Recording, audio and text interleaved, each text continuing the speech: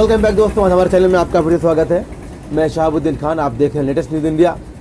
नेपाल की संसद ने रविवार को मिलेनियम चैलेंज कॉरपोरेशन MCC संधि को मंजूरी दे दी है। अमेरिकी सरकार द्वारा किया गया एक तथाकथित सहायता समझौता काठमांडू में 5 साल की राजनीतिक लड़ाई के बाद और वाशिंगटन की हालिया चेतावनी के बाद कि अमेरिका नेपाल के साथ अपने संबंधों की समीक्षा करेगा, मगर छोटा एशियाई देश सोमवार की समय सीमा तक MCC समझौते की पुष्टि करने में विफल रहा। जैसा कि ये पता चला है, नेपाल जैसे छोटे देश अपेक्षाकृत धीमी गति से विकास और आर्थिक हितों की तीव्र इच्छा के साथ अमेरिका द्वारा शक्तिशाली आक्रमण के सामने शायद ही नहीं कह सकते हैं।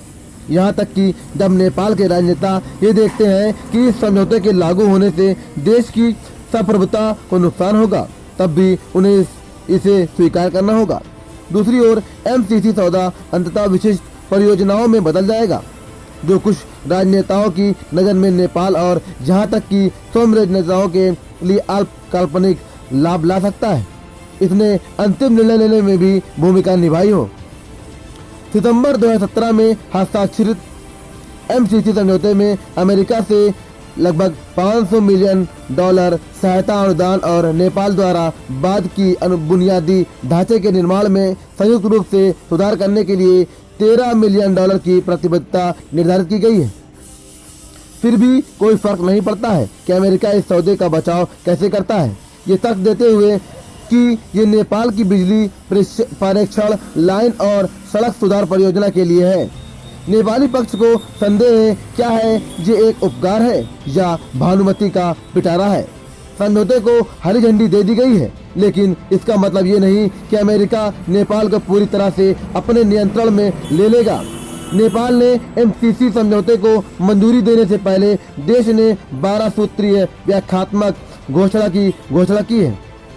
इसमें कहा गया है कि नेपाल भारत प्रशांत रणनीति सहित किसी भी राजनीतिक, सैन्य या सुरक्षा गठबंधन का हिस्सा नहीं होगा। नेपाल का संविधान भूमि का मौलिक कानून के नाते MCC कॉम्पैक्ट और अन्य संबंध समझौतों पर प्रबल होगा, और इसी तरह ये नेपाल के प्रयासों को दर्शाता है कि वो इस सौदे का अपनी बात रखने और न्याय करने का अधिकार बरकरार रखता है। लेकिन क्या यह घोषणा काफी शक्तिशाली है? ये देखने की बात है। आखिरकार ये अमेरिका है जिससे नेपाल निपट रहा है। जब विकासशील देशों में निवेश की बात आती है तो अमेरिका अपने स्वयं के उत्तोलन और लाभ को अधिकतम करने में बहुत अच्छा है। इस MCC सौदे की पृष्ठभूमि भी ध्यान योग्य है। माना जाता है कि मौजूदा यूक्रेन संकट में अमेरिका ने भारत से अपना समर्थन खो दिया है। रूस से संबंधित मामलों पर नई दिल्ली की अपनी गणना स्पष्ट रूप से है और आसानी से पश्चिम के साथ खड़ी नहीं होगी। नतीजतन चीन और भारत एक दुर्लभ घटना में एक प्रमुख वैश्विक मुद्दे पर समान दृष्टिकोण और स्थिति साझा कर रहे हैं। इससे पता चलता है कि कम से कम यूक्रेन संकट के दौरान अमेरिका की दक्षिण एशिया रणनीति के आगे बढ़ने की संभावना नहीं है। इसके अतिरिक्त भारत हमेशा नेपाल को अपने प्रभाव क्षेत्र में लेता है। यदि नेपाल अमेरिका की ओर थोड़ा अधिक झुकता है तो नई दिल्ली उग्र जाती है।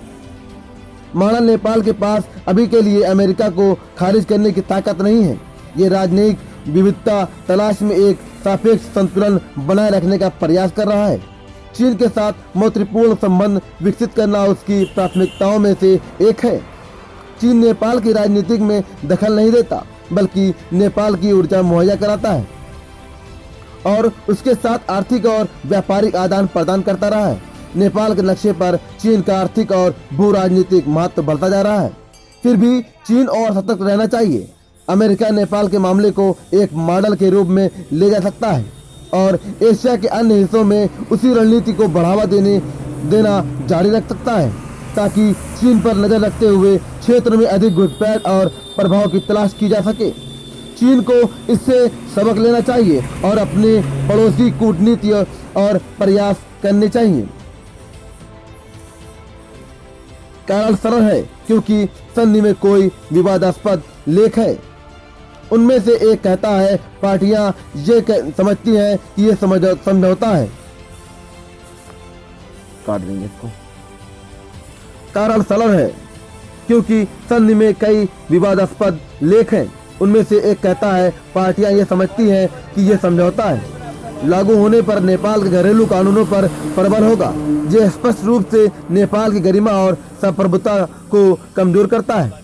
कुछ पर्यवेक्षकों ने कहा कि यदि आप जानना चाहते हैं कि वास्तविक ऋण जाल कैसा दिखता है, तो इस एमसीसी पर एक नजर डालें।